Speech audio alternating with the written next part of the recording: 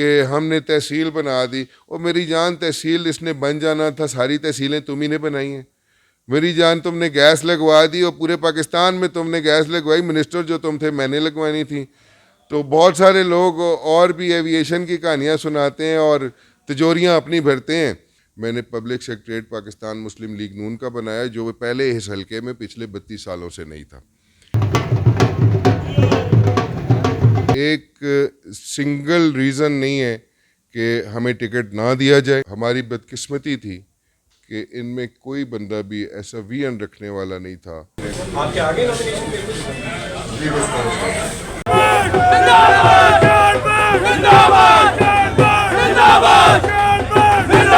आदाब दोस्तों, daily capital में खुशामदीद। मैं हूं वकास अजीज़। दोस्तों, आज जिस शख्सियत से मैं आपकी मुलाकात करवाने जा रहा हूं, उस मुलाकात से पहले मैं चंद जुमले कहना ज़रूरी समझता हूं।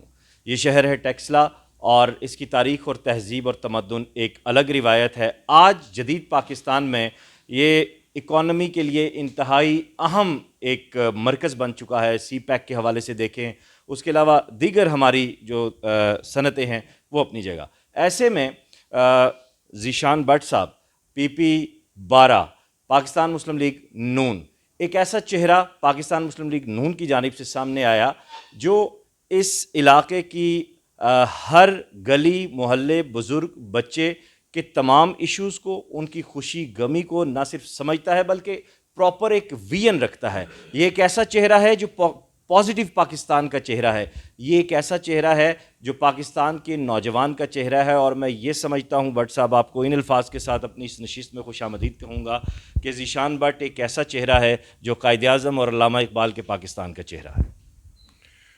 बिस्मिल्लाहिर्रहमानिर्रहीम। बहुत शुक्रिया वकास भाई, ये आपकी नज़र है और मैं तो किसी काबिल नहीं हूँ, लेकिन आपने कायद-ए-आज़म और अल्लामा इकबाल की बात कर दी। हमारा विजन है और हम उन्हीं को फॉलो करते हैं, हम आइडियलाइज़ करते हैं। ये बानी लोग हैं, बानियान पाकिस्तान हैं। और कायद-ए-आज़म और मोहम्मद अली जिन्ना जो हैं वो मुसव्वर पाकिस्तान हैं।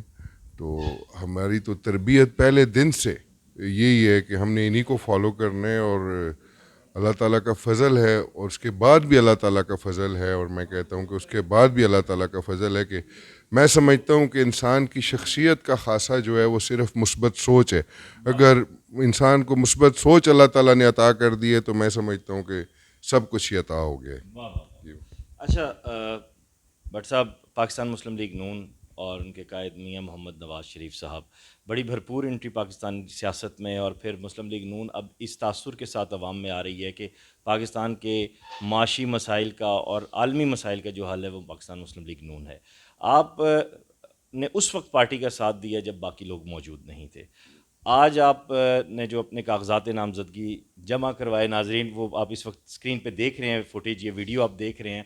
भट्ट साहब ने बताया है कि कागजात नामजदगी कैसे जमा कराते हैं। तो ये जो इतनी मोहब्बत हमने देखी लोगों की आज आपके साथ, क्या आपने सबको कॉल करके बुलाया था? क्योंकि ना तो यहाँ पे कोई बिरयानी थी ना कोई और चीज़ थी। जी बहुत शुक्रिया जी। मियां मोहम्मद नवाज़ शरीफ के बारे में आपने बात की। मैं अपने अल्फाज में अक्सर कहता हूँ कि इस वक्त निजात दहिंदा जो है वो मियां मोहम्मद नवाज़ शरीफ है। लीडरशिप में, पॉलिटिकली लीडरशिप में तमाम पाकिस्तान की और आलम इस्लाम की और पूरी दुनिया की नज़रें मियां मोहम्मद नवाज़ शरीफ पर हैं।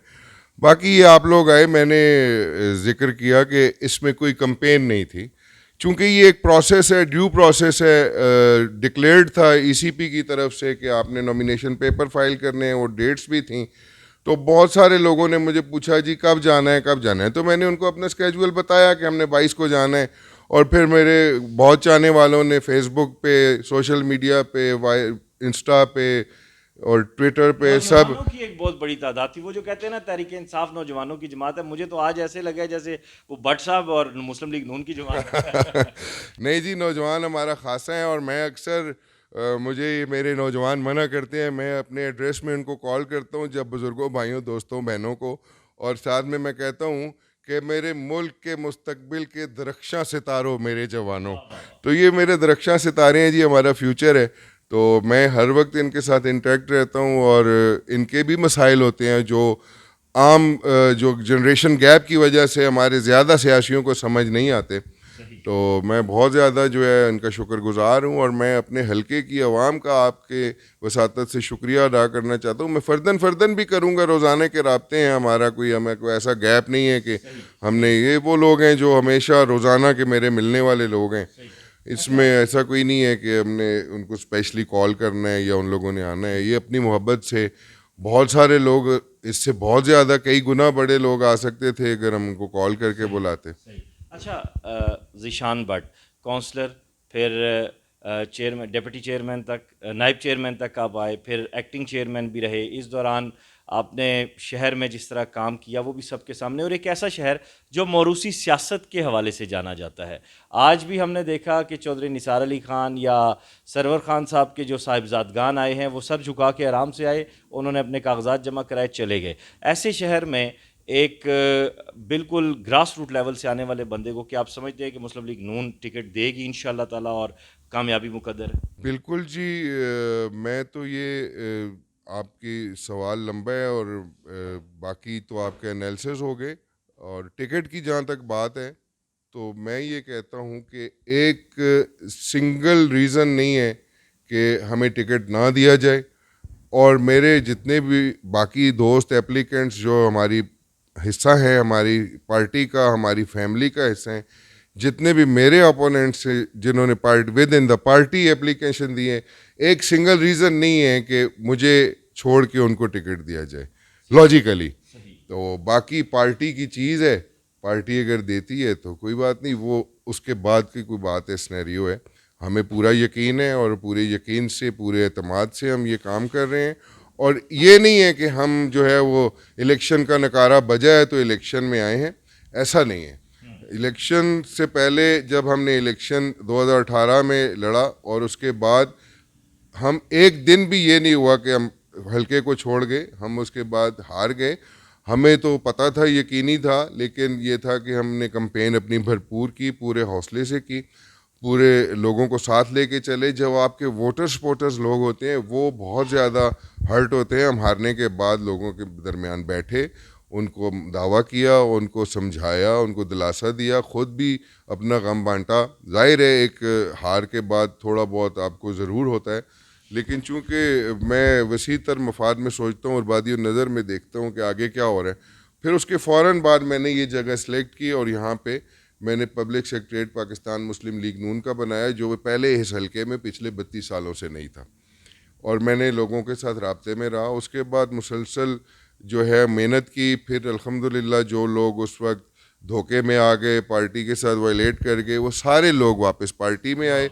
और जितने फ्रंट बेंचर्स हमारे साथ थे, वो बहुत सारे लोग ऐसे हुए जो बैक बेंचेस पे चले गए, क्योंकि बहुत इन्फ्लुएंस वाले लोग भी वापस आए। हमने सबको वेलकम किया, और अपने रवैये से, अपने अमल से, अपने एक्शन से ये साबित किया और कारकुनों तक ये मैसेज दिया कि हम एक फैमिली हैं और हमने ये मुकाबला करना। अच्छा सर, आपने लोगों को जोड़ने की बात की, बड़ी अच्छी बात है, लेकिन टेक्सला शहर यहाँ पे हम देखते हैं कि एक बहुत बड़ा एरिया है लेकिन कोई ग्राउंड नहीं है।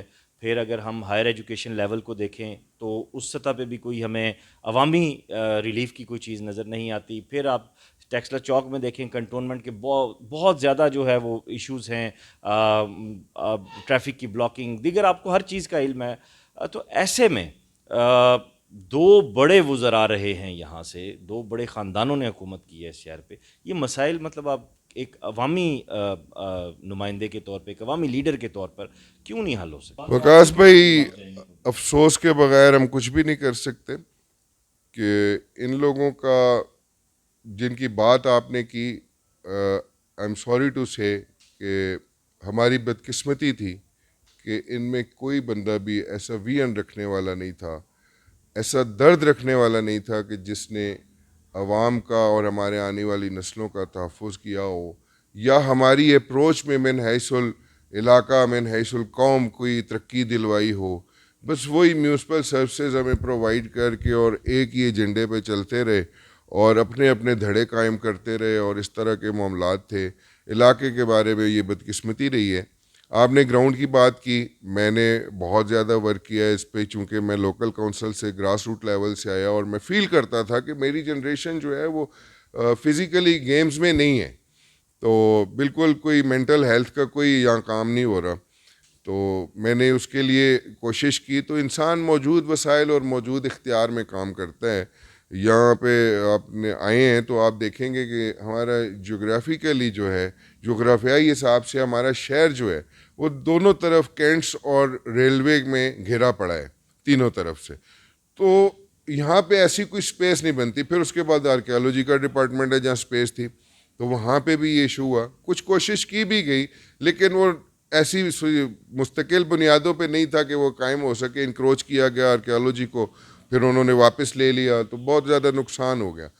तो अब जब ये पिछले दिनों कुछ अर्सा पहले हमारी हुकूमत बनी पंजाब में, तो हमजा शहबाज साहब ने कोई 50-50 करोड़ रुपए के फ़ंड तकरीबन हर हलके में उस बजट में दिया। तो मुझसे भी प्रपोज़ल मांगी गई कि आप कोई प्रपोज़ल दे दें। ज़ाहिर है मैं नुमाइंदा था, पार्लियामेंटेरियन तो नहीं था, वैसे प्रपोज़ल मांगी गई। तो मैंने बहुत सारे दोस्त, बहुत पूरी कॉन्स्टिट्यूंसी, चूँकि मेरी कॉन्स्टिट्यूंसी तकरीबन 120 किलोमीटर के सराउंडिंग में फैली हुई है, तो हर जगह पे लोकल मसले थे, गली के, नाली के, सीवरेज के, पुली के, पुल के, इस तरह के बहुत ज़्यादा मसाइल थे। किसी के रोड टूटी हुई थी, किसी का कोई था, कोई नई आबादियाँ थी। तो मैंने सिंगल 50 करोड़ रुपए की एक प्रपोजल दे दी कि आप हमें ग्राउंड बना दें, लैंड परचेज करके ग्राउंड बना दें और स्टेडियम और प्लस जिम्नेजियम बना दें। तो बहुत सारे लोग मुझसे नाराज़ भी हुए। मैंने कहा मेरी प्रायोरिटी ये है। अब बात आपने की कि विजन की, तो मैं आप विजन की बात कर रहा था। ये दोनों हमारे मौसूफ जो यहाँ पे हुकूमत करते रहे हैं, उनका हाल ये है। मैं ये कहूँगा कि अगर ये हमारे कैंट्स जो हैं, इनकी वजह से अगर हमें प्रॉब्लम्स हैं, तो इस एक वजह बड़ी ये हुई है कि इनका हमें फ़ायदा ही हुआ है कि हमारा इस वक्त टेक्सा का लिटरेसी रेट 100% है। ये ऑन दी रिकॉर्ड है, आप बेशक चेक कर लें। तो इसकी वजह से कि ये हमारे इंस्टीट्यूशंस जो हैं, यूनिवर्सिटीज़ जो हैं, वो वाह में भी और टेक्सला कैंट में भी वो कैंट वालों की काविश से बन गई। हमारे तो वही स्कूल हैं जो हमारे बचपन से थे, वो आज तक वहीं पे हैं, उनके कोई अपग्रेडेशन भी नहीं हुई। एक कॉलेज डिग्री बन गया, दूसरा बन गया, वो ज़रूरत की चीज़ है। बाद वो यहाँ बहुत दावे करते हैं कि हमने तहसील बना दी। और मेरी जान, तहसील इसने बन जाना था, सारी तहसीलें तुम ही ने बनाई हैं। मेरी जान, तुमने गैस लगवा दी और पूरे पाकिस्तान में तुमने गैस लगवाई। मिनिस्टर जो तुम थे, मैंने लगवानी थी। तो बहुत सारे लोग और भी एविएशन की कहानियाँ सुनाते हैं और तिजोरियाँ अपनी भरते हैं। तो मैं बहुत लंबी हो जाएगी बात, फिर के भी नशिस्त में और इंशाल्लाह कैंपेन में भी आपके कच्चे चट्टे खोलूँगा। अभी ज़रूरत नहीं है, आप अपने अपने मंतकी अंजाम तक पहुँच गए हैं और लोगों को भी ये चीज़ें आश्कार हो गई हैं। और इंशाल्लाह लोग इस वक्त अपनी पर्ची से आपको बिल्कुल जवाब देंगे इंशाल्लाह। क्या जाते जाते क्या मैसेज देना चाहेंगे अपने हलके के वोटर्स को, सपोर्टर्स को? और उसके साथ साथ मैं जो आखिरी बात करूँगा, क़ियादत से गुजारिश तो मैंने करनी है, लेकिन आपका जो मैसेज है, जो विजनरी मैसेज है, वो बड़ा इंपॉर्टेंट है। बस जी, हलके की आवाम को, हमारे हलके की आवाम अवेयर हैं, समझदार हैं, बाशऊर हैं सब लोग। माशाल्लाह मैंने जिक्र किया कि लिटरेसी रेट हमारा 100% है। यूनियन काउंसिल्स भी सारी हमारी मुल्हिका हैं। कुछ हल्का हमारा पिंडी तहसील से है, तो कुछ मेट्रोपॉलिटन से है, कुछ कानून गोई है। तो ये सारे लोग अवेयर हैं। ये पहले कोई और स्नैरियो था, आज बिल्कुल डिफरेंट है। और मैं आवाम को ये मैसेज देना चाहूँगा, जैसा कि मेरे कायद का मैसेज है, कि मेरे कायद के साथ जो फस्तायत की गई, जो झूठे मुकदमे बनाए गए, जो झूठी सज़ाएँ दी गई, आज वो अल्लाह ताला के फजल से मेरिट पे अदालतों से क्लियर हो गए हैं। और जो सज़ाएँ हमें दी गई, उनके ग्रज में, उनके साथ इख्तलाफ में जो इस पूरी कौम को सज़ा दी गई, उसको आपने जज करना है। और मेरे कायद का जैसे वियन है कि आपने किसी अदालत में नहीं जाना, आपने पर्ची, जो वोट की पर्ची है, उससे इंसाफ लेना है और उससे बरीयत लेनी है, इस फस्तायत से बरीयत लेनी है और अपनी तो जो आपकी वोट है उसकी तौकीर को ज़िंदा रखना है।